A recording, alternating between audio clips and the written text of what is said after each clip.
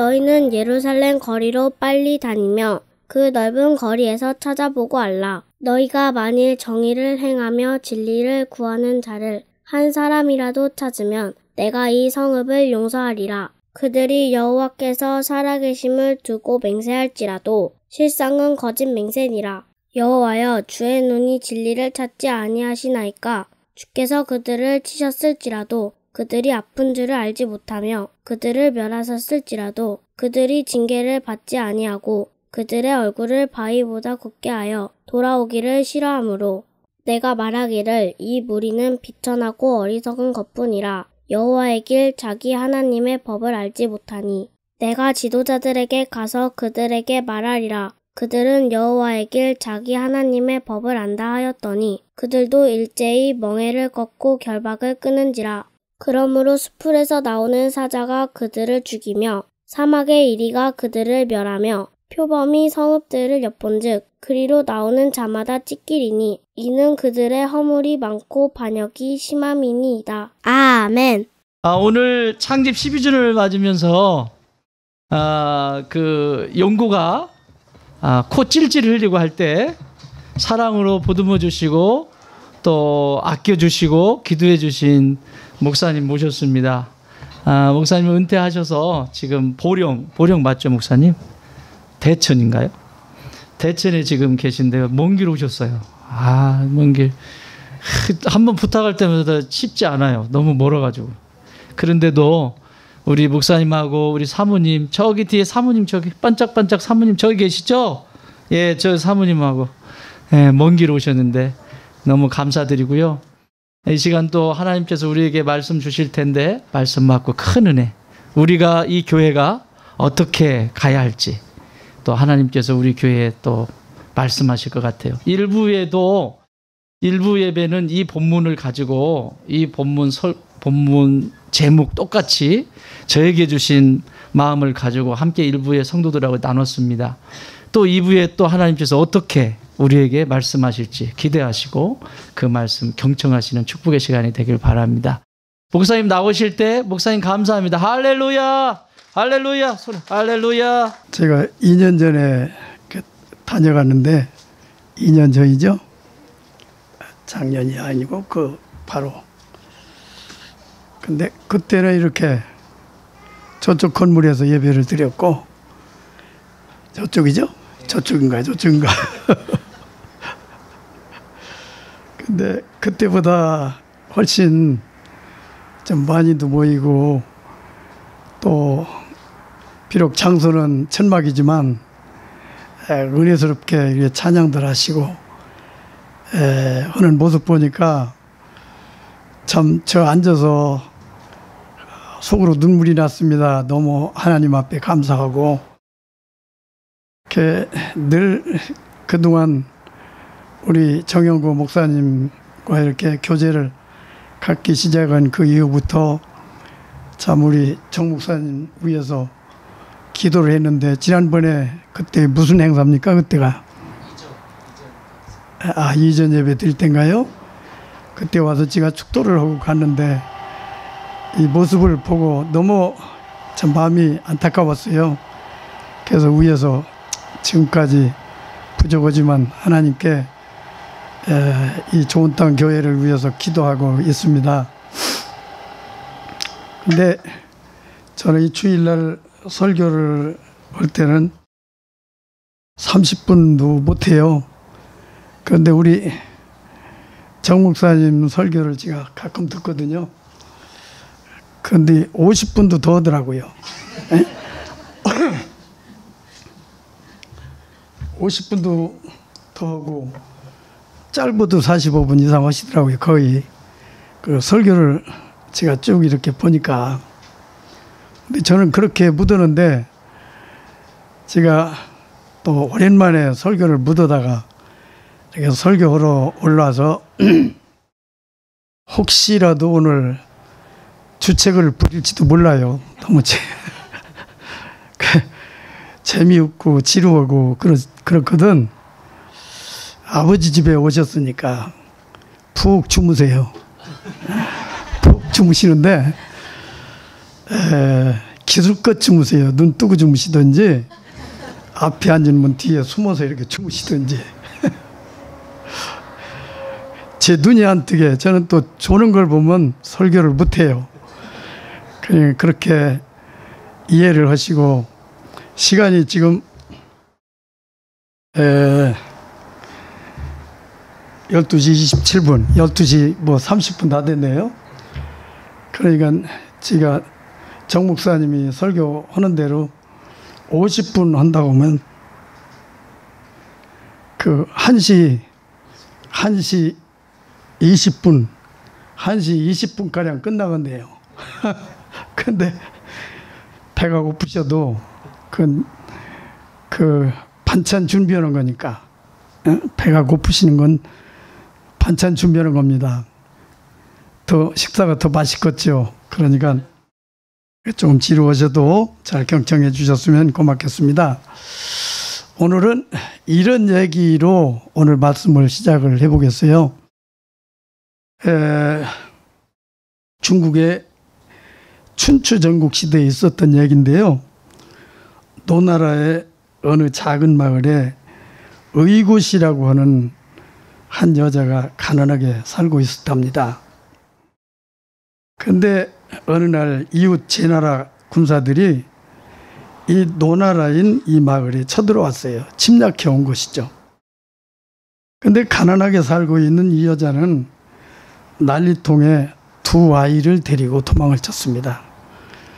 두 아이를 데리고 도망을 치는데 한 아이는 손을 잡고 또 한 아이는 이렇게 한쪽으로 이렇게 안고 이렇게 도망을 치는데 적군들이 이렇게 막 쫓아오는데 필사적으로 도망을 치다가 힘이 없으니까 점점 가까워지니까 안고 있던 아기를 땅바닥에다 집어 던지고 손을 잡고 가던 그 애만 붙들고서 이렇게 도망을 쳤습니다. 그래도 여자인지라 아이를 데리고 가다가 결국은 그 적에게 붙들렸습니다. 붙들려서 적장 앞에 섰는데 적장이 이 여자한테 물어봤어요. 너 왜 그렇게 도망을 치다가 안고 있는 아기는 버리고 그 걸어가는 손을 잡고 가는 아기만 데리고 이렇게 도망을 쳤느냐 하고 물어보니까 이 여자가 뭐라고 대답을 했느냐면, 안고 가는 저 아이는 내 아이고 또 이 손을 붙들고 이제 버리지 않고 데리고 간 그 아이는 내 형님이 나에게 맡겨둔 아이다. 그래서 나는 내 아이를 이 아이보다도 더 사랑하지만, 자기 아이니까 더 사랑할 거 아닙니까? 더 사랑하지만 내 아이를 구하는 것은 이건 사적인 일이고, 형님이 내게 맡겨진 이 아이를 구하는 것은 이것은 공적인 일입니다. 그러니 나는 내 아이를 구하고 싶지만은 그 공적인 일을 버리고 사적인 것을 선택을 한다면 내 가정은 어떻게 될 것이며 내 가문은 어떻게 될 것이며 이 나라 꼴은 어떻게 되겠습니까? 그래서 사적인 것을 버리고 공적인 것을 선택한 것입니다. 이렇게 대답을 하더라는 거예요. 그 말을 들은 적장이 한참 생각하다가 뭐라고 했느냐면, 이 나라에 이렇게 공과 사를 분명하게 가릴 수 있는 이런 사람이 있다고 하는 것은 이 나라가 그만큼 튼튼한 나라다. 이 나라가 그만큼 튼튼하다는 증거다. 그러니 이 나라를 우리가 쳐들어가서 우리가 이길 수 없거니와 이런 나라를 우리가 침략하는 것은 이건 도리가 아니다. 그렇게 말하고 더 이상 침략을 않고 다시 돌아갔다. 그런 얘기입니다. 여러분, 우리가 공직자는 아니더라도 우리가 살다 보면 공과 사가 충돌하고 갈등을 겪는 경우는 많습니다. 여러분, 이런 경우에 공적인 일을 선택하면 내가 손해를 보기 때문에 사람은 마음속에 갈등을 느끼게 되는 겁니다. 그래서 여기서 무엇을 선택하느냐 거기에 따라서 그 사람의 사람 됨됨이가 다른 거예요. 이거 안 좋죠? 네, 그냥 할까요? 네. 그 사람의 인격을 알 수가 있죠. 우리 신앙인은 언제나 내 이익을 먼저 선택해서는 안 된다는 그런 얘기입니다. 잠언서 14장 34절에 보면 의인은 나라로 영화롭게 하고 죄인은 백성을 욕되게 하느니라. 의가 나라를 영화롭게 한다는 얘기입니다. 의가. 의는 정의입니다. 공의, 공평한 거. 우리는 언제나 내 이익보다 정의를 먼저 생각해야 합니다. 어느 나라든지 어느 사회든지 흥망성쇠의 역사는 있기 마련입니다. 그렇다면 우리가 지나온 역사를 되돌아볼 때 언제 나라가 망하고 언제 나라가 흥하느냐? 경제나 국방 때문에 나라가 망하는 건 아닙니다. 물론 중요하긴 합니다. 그러나 이런 것보다도 더 중요한 것이 뭐냐면 사회 정의입니다. 정의. 정의가 국력입니다. 정의가 나라의 힘입니다. 그러므로 시작도 과정도 결과도 정의롭고 공평해야 합니다.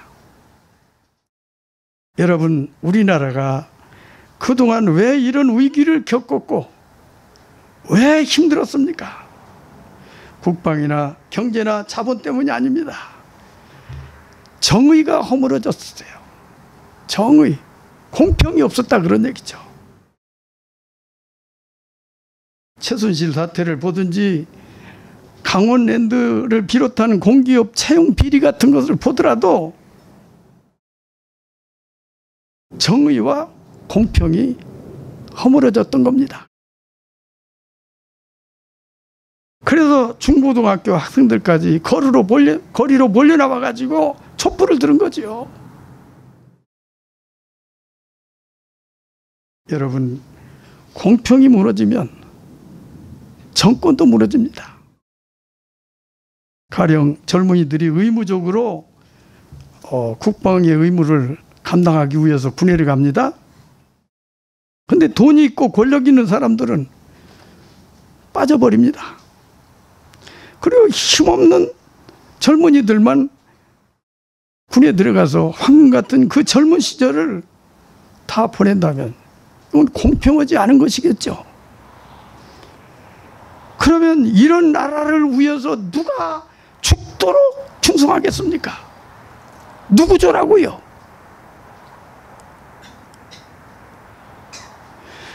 여러분, 그래서 정의가 국력이 되는 겁니다. 정의가 국력이에요. 가령 부모가 자식을 양육하는데도 큰아들 작은아들 있으면 공평하게 사랑해야지. 하나는 더 사랑하고 하나는 더 사랑한다면, 편애로운다면 사랑을 더 받은 아들도 버리고 덜 받은 아들도 버리게 되는 겁니다. 공의가 무너지면 가정도 무너진다니까요.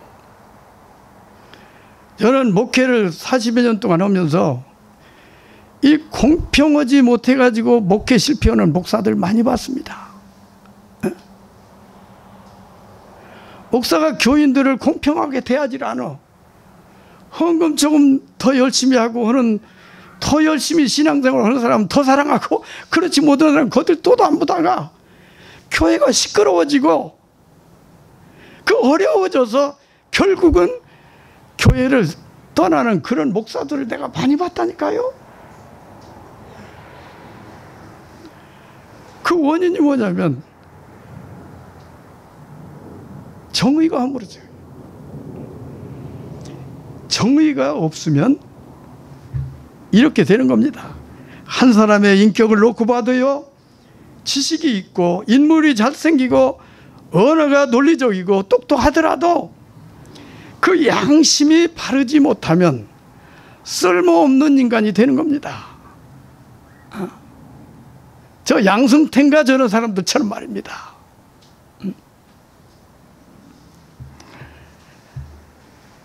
여러분, 우리나라가 기술이 부족합니까? 지식이 부족합니까?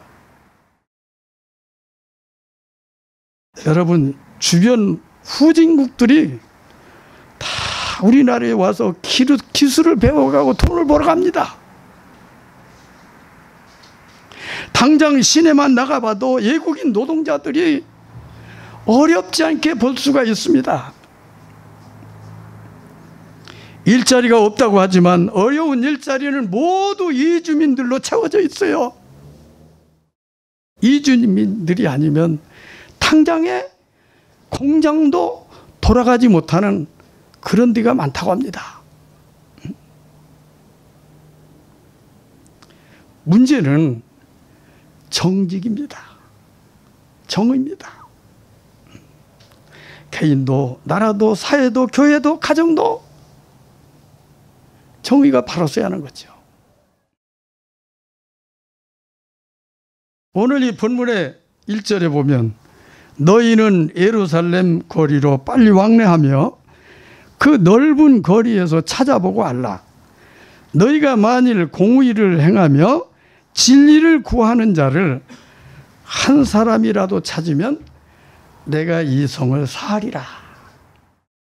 어떤 사람을요? 정의를 행하며 진리를 구하는 사람. 공부 많이 하는 사람을 찾아보라는 거 아니에요. 얼굴 잘생긴 사람 찾아보라는 얘기가 아니에요. 공의를 행하며 진리를 구하는 사람이 한 사람이라도 있는가? 예루살렘 거리를 빨리 왔다 갔다 하면서 한번 찾아보라 이거예요.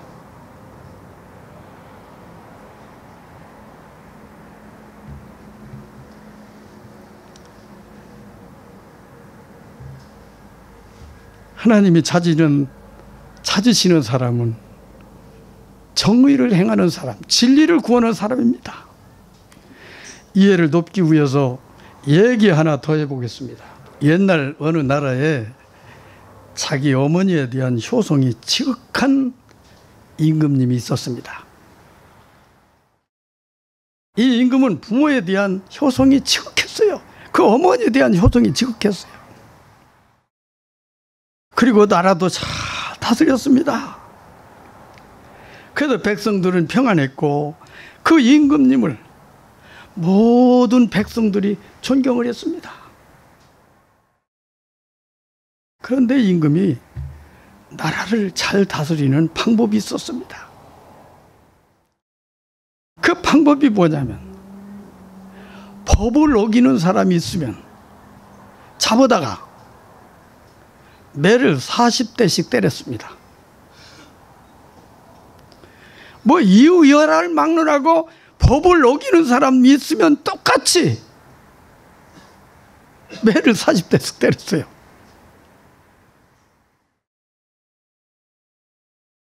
그런데 어느 날 공교롭게도 이 임금님이 가장 사랑하고 존경하는 그 효자로서 공경하는 그 어머니가 죄를 짓고 붙들려 왔더랍니다. 이 임금님은 효자입니다. 근데 어머니가 죄를 짓고 붙들려 온 거예요. 그래서 신하들과 백성들이 숨을 죽이고 지켜봤습니다. 자, 저 효자 임금이 어떻게 하나? 저 어떻게 하려나? 자기 어머니라고 봐줄라나? 아니 그렇지 않으면 자기 어머니라도 때릴라나? 신하들이 숨을 죽이고 임금님이 어떻게 할라나 지켜보고 있는 거예요. 눈을 한참 감고 깊은 생각에 잠겼던 임금님이 기어코 입을 열더랍니다. 여봐라! 저 여자를 빨가벗겨가지고 이 기둥에 묶어라! 이 기둥에 묶어가지고 법대로 매를 40대 때려라! 깜짝 놀랐습니다. 벌벌 떨고 있습니다. 그래서 감히 누가 손을 대지 못하고 있는데 뭘 꿈을 대고 있느냐? 어서 저 여자를 발가벗겨가지고 저 기둥에 묶어라! 묶고 매를 40대 때려라! 할 수 없이 하라니까 그 여자를 붙들어 가지고 발가벗겨서 기둥에다 묶었습니다. 묶고서 다른 사람에게 하듯이 매를 들어 가지고 매를 때리기를 시작합니다. 그러자 이 임금이 자기 옷을 헐을 다 벗어버리고 발가벗은 몸으로 자기 어머니를 가서 이렇게 감싸더랍니다. 벌거벗은 그 어머니 몸을 감싸더랍니다. 감싸고서 그 어머니를 대신해서 그 40대의 매를 다 맞더랍니다. 임금님의 등줄기에서는 붉은 피가 줄줄 흘러내렸습니다. 이 소문이 삽시간에 온 나라에 퍼져버렸습니다. 임금님은 죄를 지면 누구든지 매를 때린다. 자기 어머니도 때린다. 그러니 어느 누구도 감히 죄를 짓는 사람이 없어서 그 나라가 평안했고 나라의 질서가 바로 서더라는 그런 얘기입니다.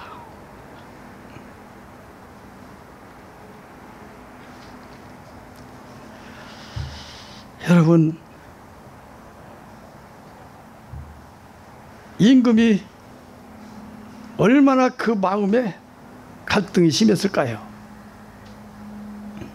자, 우리 어머니니까 봐줄까? 그 공의가 허물어지는 거예요. 공의가 무너지는 거죠. 그 때릴 수도 없고 용서할 수도 없고 난처겠죠. 여러분 같으면 어떻게 하시겠어요? 이런 경우에 에? 여러분 같으면 여기서 여러분의 인격이 가늠되는 겁니다. 여러분 사람이라면 누구든지 인지상정이라 봐주고 싶은 생각이 없겠어요? 우리 어머니니까. 예? 우리 어머니니까. 만일에 자기 어머니라고 봐준다면 지금까지 세워놓은 그 법 질서가 다 무너질 거 아닙니까? 이제는 누가 법을 지키려고 하겠습니까?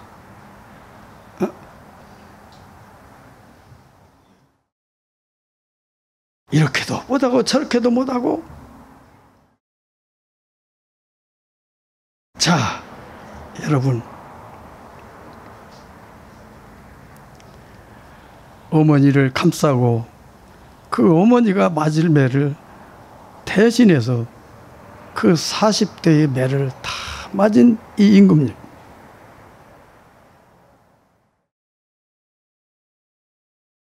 그리고 그 어머니를 성한 몸으로 풀어줘서 자유의 몸이 되겠다는 그런 얘기입니다. 그 어머니는 매를 다 맞은 겁니다. 그러나 아픔은 임금이 대신 당한 겁니다. 이렇게 해서 그 어머니는 화를 면할 수가 있었다는 얘기입니다. 여러분. 집값은 다 지불된 것이죠.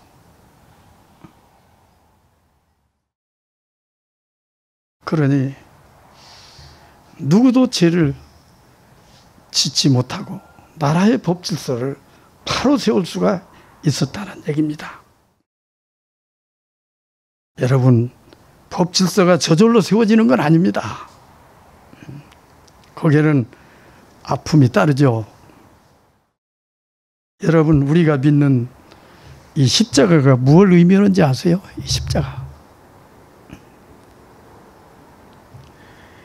이 십자가가 하나님의 사랑과 정의를 상징하는 겁니다, 이게.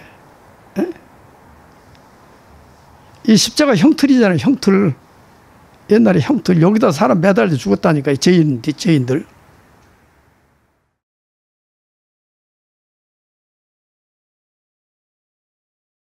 여러분, 십자가가 어떤 마법이 있다고 생각하지 마세요. 십자가 자체에 마법이 있는 것이 아니라 이 십자가 속에 배어있는 하나님의 사랑이 마법인 것입니다. 십자가는 우리를 감싸고 우리를 대신해서, 우리의 생명을 대신해서 예수님이 죽으신 하나님의 사랑의 상징입니다. 하나님의 사랑의 상징이요. 예수님이 십자가를 지시고 골고다 산에 오르시면서 채찍을 맞고 등줄기에서 피를 쏟으시고 결국 골고다에 올라가서 그 십자가에 못 박혀서 예수님이 죽으셨습니다.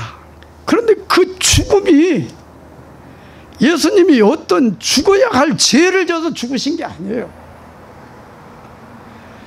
여러분과 나의 죄를 대신해서 죽으신 겁니다. 따라해 보세요. 죄의 삭은 사망이나. 여러분, 죄 안 짓고 삽니까? 여러분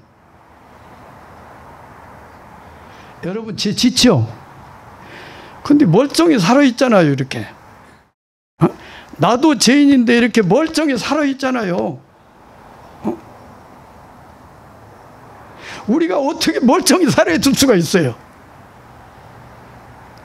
우리가 죽어야 할 그 죽음을 예수님이 대신 죽었기 때문에 우리가 이렇게 멀쩡히 살아있는 거예요. 그래서 우리는 이 십자가를 볼 때마다 예수님이 여기에서 죽으실 때 나도 거기에서 함께 죽었다고 믿고 사는 것이 신앙이에요. 아시겠어요? 응? 내가 지금 멀쩡히 살아있다니까요. 그래서 살아있는 이 생명은 내 생명이 아니라 예수님이 나를 위해서 죽었으니까, 나를 대신해 죽었으니까 지금 살아있는 것은 예수님의 생명이에요. 예수님의 생명. 우리가 내 맘대로 살 생명이 아니요, 이게.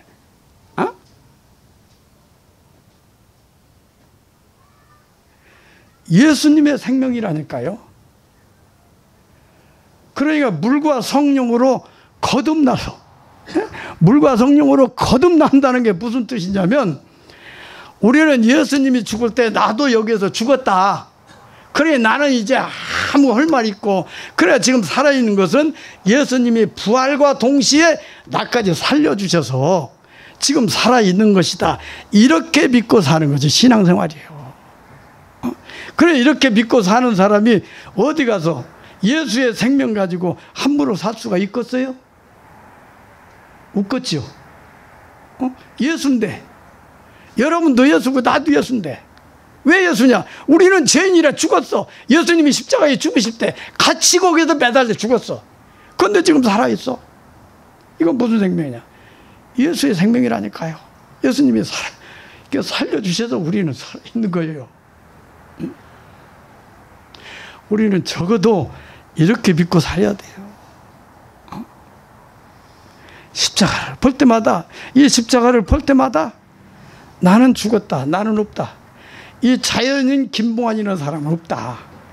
지금 살아있는 것은 자연인 김봉환이 아니라 예수님이 십자가에 죽어가지고 다시 부활해서 그 부활과 함께 살려주신 새 생명 김봉환이다. 새 생명 김봉환이다.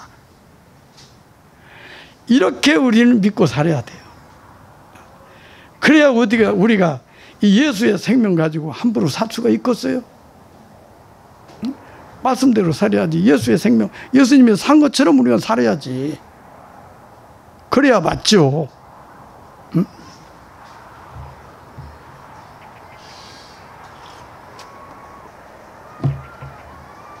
저는 정 목사님처럼 조용조용 얘기를 못해가지고 설교만 하려면 소리가 나와가지고 소리를 빽빽 쳐가지고 목이 쉽게 쉬어요.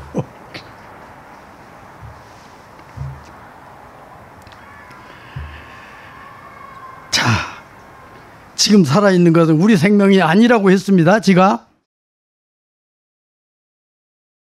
이것을 도마서에서는 육에 속한 사람, 영에 속한 사람 이렇게 구분을 합니다. 육에 속한 사람, 아직 이것을 모르는 사람은 육에 속한 사람이요. 그런데 이것을 믿음으로 받아들여서 새 생명이라고 믿고 사는 사람이 영에 속한 사람인 거예요. 응? 영에 속한 사람은 십자가를 볼 때마다 자기 죽음을 확인하는 거죠. 나는 죽었다, 김봉환은 죽었다. 그러니 무슨 하나님 앞에 헐레기가 있겠습니까? 바울사도는 이것을 뭐라 했느냐 하면 날마다 죽노라. 따라해보세요. 날마다 죽노라. 날마다 죽노라. 우리는 날마다 죽어야 합니다. 날마다 죽어야 합니다. 자, 이렇게 하나님이 세우신 정의는 하나님도 어길 수가 없어서 당신의 독생자를 보내서 그분이라도 우리를 대신해서, 우리는 죄인들이 그분이라도 하나님의 그 정의의 욕구를 채워드려야 했어요. 아니, 하나님이 사랑의 하나님이고 그 양반이 얼마나 마음이 넓은 분인데, 용서하려면 그대로 용서할 수 있잖아. 그대로라도 용서해 줄 수 있잖아요. 그건 하나님의 정의에 어긋나는 거예요. 그 정의에 어긋나는 거예요. 그래서 아까 자기 어머니를 대신해서 매를 맞는 임금님처럼 우리를 대신해서 독생자를 보내서 그분이 우리를 대신해서 죽으신 거예요. 죽으신 거예요. 이거 하루면 우리가 눈물이 안 날 수가 없다니까. 응? 하루하루 사는 이 생명을, 이게 어떤 생명인데 이게. 응?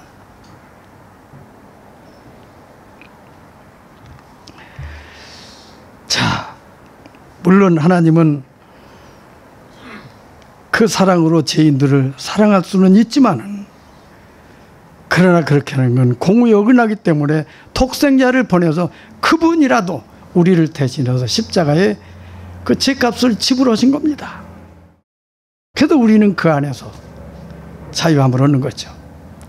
이 성을 두루 다니면서 공의를 구하는 한 사람을 만나라. 그 한 사람을 찾으면 그 한 사람으로 인하여 온 성을 사하리라. 자, 하나님은 당신의 사랑으로 그 성을 사하겠다고 말씀하셨습니다. 그 성을 사하겠다 했어요. 어? 그럼 성을 사하면 되지. 왜 굳이 공의를 행하는 사람을 찾으라고 하냐 이거요. 왜 굳이 진리를 행하는 사람을 찾으라고 하느냐 그 얘기요. 그것은 하나님 사랑도 공의를 무시하는 사랑이 아니기 때문이에요. 여러분 소돔 고모라 성 얘기 잘 아시죠? 소돔 고모라 성. 소돔 고모라 성이 대개는 그 집값으로 그 성이 망했다고 생각을 하잖아요. 그러죠? 아니에요. 물론 제 땜이지만 의인이 없어서 망한 거예요. 의인, 따라해 보세요. 의인. 하나님이 아브라함에게 의인 찾아보라 했죠. 처음에는 50명 찾아봐라. 그 다음에 40명 찾아봐라. 그 다음에 30명 찾아봐라. 그 다음에 20명 찾아봐라. 그 다음에 10명이라도 찾아봐라 그랬죠. 예? 그 아브라함이 눈을 씻고 찾아봐도 없었어요. 10명이 없었다니까. 그래서 하나님이 그 성을 멸망하셨다는 거예요. 그러면 하나님이 왜 의인을 찾으라고 하셨느냐 이거예요. 여러분, 우리가 어떻게 생각하면 지금 여기 정 목사님하고 여기 집사님이요? 예? 이렇게 두 분이 이렇게 있는데 정 목사님은 의인이고 집사님은 죄인이라고 합시다. 예? 정 목사님이 의인이에요. 정 목사님을 멸망시키다 보면 옆에 맞아 이쪽에 집사님을 멸망시키다 보면 혹시라도 그것 때문에 우리 정 목사님이 다칠까 봐 그래서 용서하신다고 그랬다고 생각하시죠? 에? 여러분 생각 어때요? 그랬을 것 같아요? 아니에요. 10명이라도 있으면, 의인이 10명이라도 있으면 그 10명이 그 성에 희망이 되기 때문이에요. 그 10명 때문에. 그 10명 때문에 다른 사람들을 그냥 덤으로 구원해 주겠다는 그런 얘기가 아니요. 그 10명이 있으면 그 10명의 그 영향력 때문에 그 성이 변화되고 그 성이 희망이 생긴다 이거예요. 가령 이런 거예요.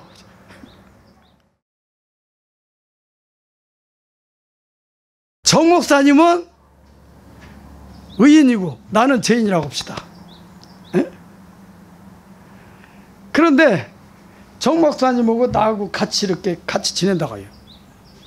그러면 나는 악인이기 때문에 내가 죄를 짓고 싶고 죄를 지어야 될 그런 경우가 있을 것 아닙니까?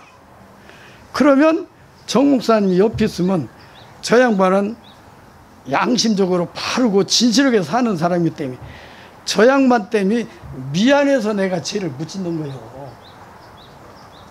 그렇겠죠? 예? 저렇게 바르게 사는 사람이 있는데 내가 저 곁에서 내가 어떻게 죄를 져 하는 그런 생각이 없으면 사람이 아니지. 그래서 이 사람이 지을 죄를 안 진다면 이건 누구 영향력이요? 에? 누구 영향력이요? 저 의인 영향력이지? 에? 저 의인 때문에 나도 이렇게 의로워지는 거예요. 그래서 의인 10사람만 찾으면 이 성을 사하겠다고 하는 것은 그 10사람 때문에 그 10사람이 영향력이 선한 영향력이 미쳐서 그 성에 희망이 될 수 있기 때문에 그 성을 용서하겠다고 얘기해요. 보류하겠다고 얘기해요. 예루살렘 성에 빨리 왕래하면서 의인을 찾아보라는 얘기도 그런 뜻에서 찾아보라고 하나님께서 말씀하셨을 거예요. 저는 그렇게 믿어요. 저는 그렇게 믿고 살아요. 여러분, 이 선한 영향력이 얼마나 큰지 아세요? 저도 처음에 예수 믿을 때요, 우리 가문에서 아무도 예수를 믿는 사람이 없어서 나 혼자 믿었어. 지금 아까 그 청년들 다 갔나? 그 청년 많을 때 혼자 예수 믿었다니까? 우리 아버지가 삼형제였어요. 그 삼형제 중에 우리 큰집이 우리 큰아버지가 12를 낳고 우리 아버지가 7을 낳고 우리 작은아버지가 그 6인가를 낳았어. 하나도 예수 안 믿었다니까요.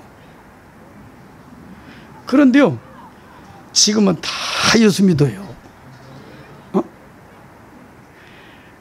목사가 셋이나 돼요. 우리 형제만 해도 장로가 셋, 목사가 2이요. 나머지는 권사요. 다 여자들은 다 권사요.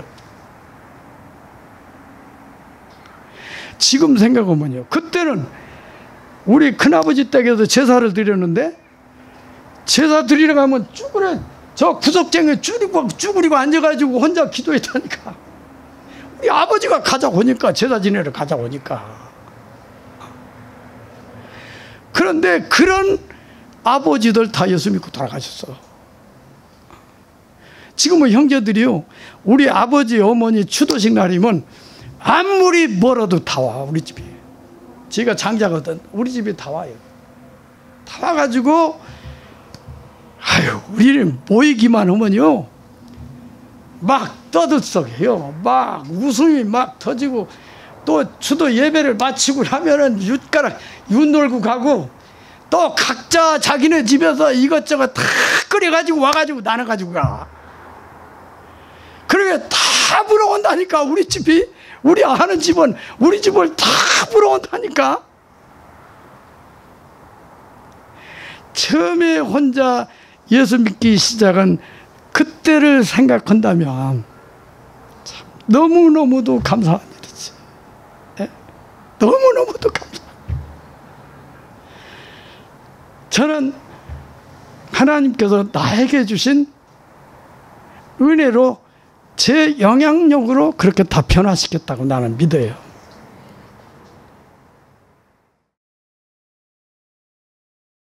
이 좋은 땅 교회 여러분들이 한 사람 한 사람이 정말 의인이 돼가지고 여러분 주변 그 영향력을, 선한 영향력을 미친다고 하면 아마 이 화성시가 달라질 겁니다.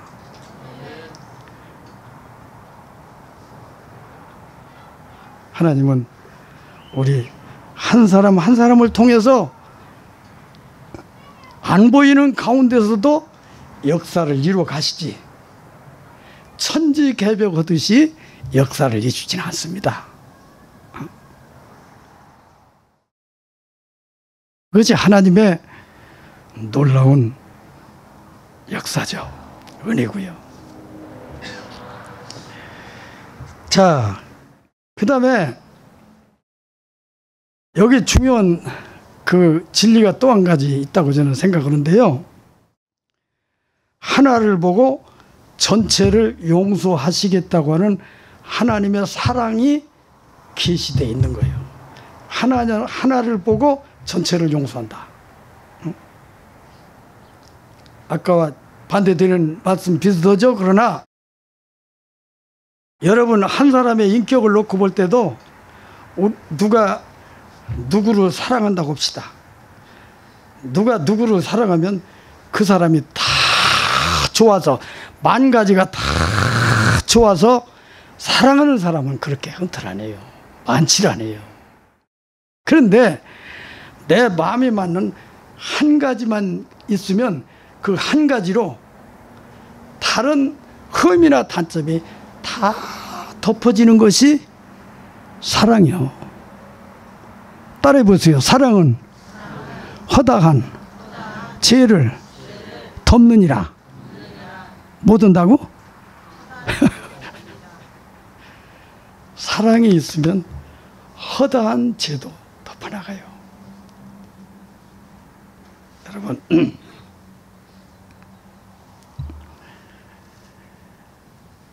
저 사람이 좋은 사람인가 나쁜 사람인가, 몇 가지가 장점이고 몇 가지가 단점인가, 그것을 계산해서 사람을 사랑하는 사람은 없습니다. 물론 모든 것이 다 마음에 들고 좋은 사람이라면 얼마나 좋겠습니까? 그러나 그런 사람은 일상에 없는 거예요. 여러분도 안 그렇고 저도 안 그래요. 그런다면 여러분도 나도 하나님의 사랑 받을 자격이 없어요. 사랑 받을 수가 없다니까요. 자기는 좋은 사람 같지만 남이 볼 때는 흠이 얼마나 많은데.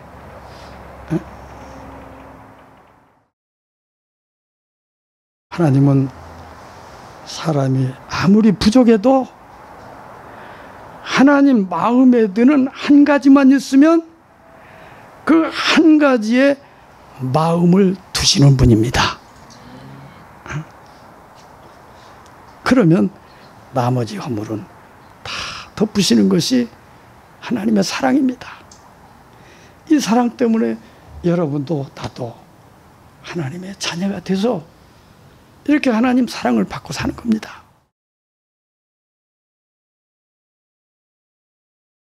결혼 상대를 고르는데도요, 완벽한 상대를 찾기라고 하는 것은 여간 어려운 게 아닙니다.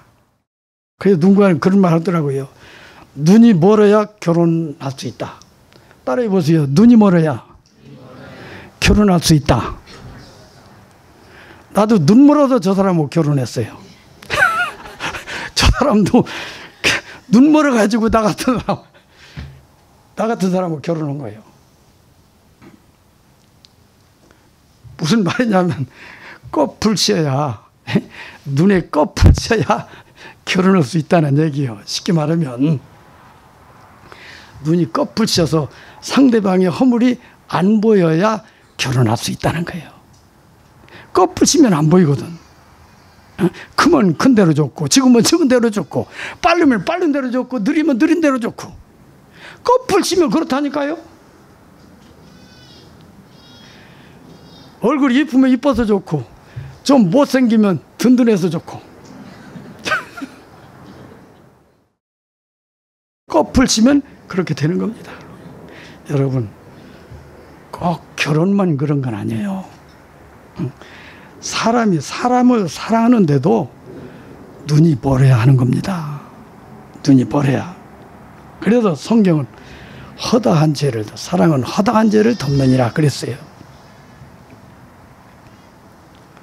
사랑을 말할 때는 되게 탕자 비유를 말하더라고요. 탕자 비유 잘 아시죠? 탕자 비유. 시간이 얼마나 됐대요? 아직 멀었죠?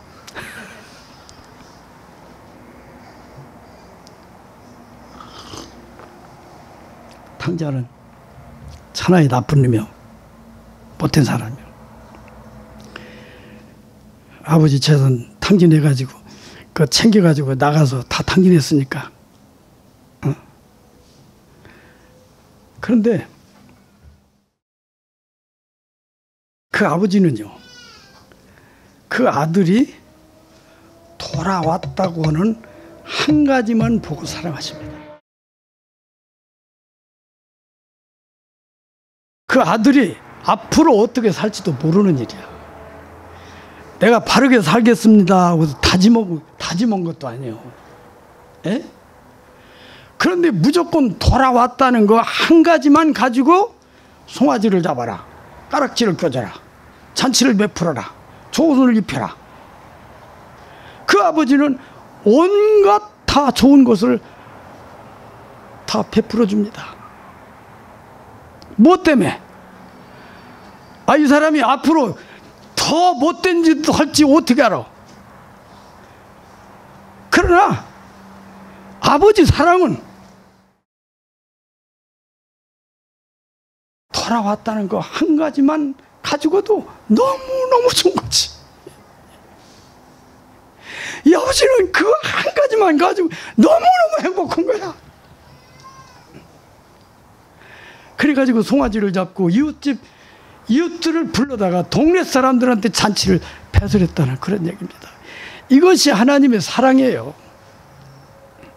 이 사랑 때문에 우리가 하나님 자녀가 됐다니까요. 저도요, 옛날 얘기하면 참 저 못된 놈이요, 저도. 그런데 그 얘기는 안 할게요. 시간 많이.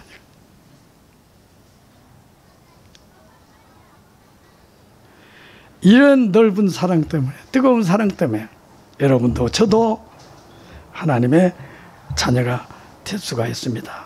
자, 다윗 같은 사람도요, 참 나쁜 사람이요. 여자를 보면 그 여자를 은밀하게 전쟁터 가서 그저 살해해서 죽인 사람이잖아요, 다윗이. 에? 그런데 성경 곳곳을 봐도 하나님은 다윗을 그렇게 사랑할 수가 없었어요. 마태복음 1장에 보면 예수님 족보도 다윗이라고는 이름을 제일 먼저 거기다가 기록할 이유가 없거든. 그런데 거기다가 아브라함과 다윗의 자손이라고 그랬잖아. 그러면 다윗이 어떤 면을 보시고 하나님께서 그냥 사랑하셨느냐. 내 종 다윗은 정직한 사람이라 그래요. 따라해 보세요. 내 종 다윗은 정직한 사람이라. 정직. 하나님은 능력이 하나님이라요. 필요하면 뭐든지 다 주십니다. 돈이 필요하면 돈 주시고, 건강 필요하면 건강 주시고. 그런데 이 진실은 하나님이 주시는 게 아니에요. 에? 진실은 내가 내놓아야 할 카드요. 내가 이 진실 못 내놓으면 하나님이 여기다가 은혜를 담을 수가 없어요. 능력의 하나님도. 그래서 우리는 진실해야 하는 겁니다. 디모데전서 1장 12절에 보면 나를 능하게 하신 그리스도 예수 우리 주께 내가 감사함은 나를 충성되이 여겨 내게 직분을 맡기심이니 내가 전에는 회방자요 핍박자요 폭행자였으나 도리어 긍휼을 입은 것은 내가 믿지 아니할 때 알지 못하고 행하였음이라. 바울 사도도 비록 못된 짓은 했지만 진실했다에 충성스러웠어요. 예수 믿는 사람 핍박하는 것이 하나님께 충성하는 것만 하는 것으로 믿었어요. 바울 사도는 거기에 큰 정성을 다해 충성했다니까요. 그 마음을 보시고 하나님께서 자기의 직분을 주셨다는 거예요. 그때는 몰라서 그랬고, 그러니까 모르는 사람 알려만 주면 그 아는 대로, 모르면 모르는 대로 충성하고 알으면 아는 대로 충성해야 돼.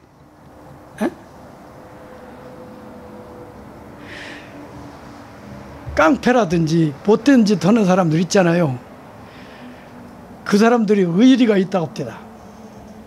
그래서 그 사람들이 예수 믿으면 잘 믿는데, 그 비가 와가지고 그 겨울물이 이렇게 내려가잖아요. 내려가면 이렇게 똘이 나갔지. 여기 저 겨울이. 그러면 이 물질기를 이렇게 살짝 돌려놓으면 그 물질기가 열이 흐르면 그리 똘이 나는 거예요. 또 그죠? 그렇겠죠? 바울 사도가 예수 믿는 사람들을 핍박하는 그것이 충성하는 줄로 알고 온 정력을 기울여서 충성을 했어. 그래서 예수 믿는 사람들 다 잡아다가 괴롭힌 거예요. 그때는 몰라서 그랬어. 그렇게 하는 것이 하나님 앞에 충성하는 것인 줄만 알고 그랬어. 그래서 하나님이 몰라서 그러니까 그걸 알게 해주셨다 이거예요. 알게 해주셔서 자기 삶의 방향을 이렇게 돌려서 예수 믿는 사람들 핍박하는 그 삶의 방향을 이렇게 바꿔가지고 예수 믿는 사람을 핍박하는 것이 아니라 예수를 전하는데 옛날에 핍박하듯이 그렇게 열심히 충성하도록 했다 이거죠. 바울 사도가 그것이 감사하다는 거예요. 그것이 자기의 진심, 충성심 그것을 보시고 나에게 직분을 주신 것이 감사하다. 너무 시간이 많이 가는 것 같으니까요. 이제 마지막으로 얘기 하나 하고 이제 마무리할게요. 탈무드 해학이라고는 책이 있어요. 탈무드 해학. 탈무드를 현대 개념으로 풀이한 책인데요. 마빈 도케이어라는 사람이 만 책인데 거기 보면 이런 얘기가 나옵니다. 얘기 하나. 여러분 잘 들으셔야 무슨 뜻인가를 이해할 수가 있어요. 초등학교에 다니는 베누이민이라고 하는 아이가 있어요. 베누이민이라고 하는 아이가 있는데 아주 말썽꾸러기입니다. 아주 말썽꾸러기인데 도대체 감당할 수 없는 말썽꾸러기였어. 하루가 멀다하게 문제를 만드는 그런 말썽꾸러기였습니다. 그런데 어느 날 이 학생이 학교에서 돌아오더니 자기 엄마에게 자랑을 하는 거예요. 엄마!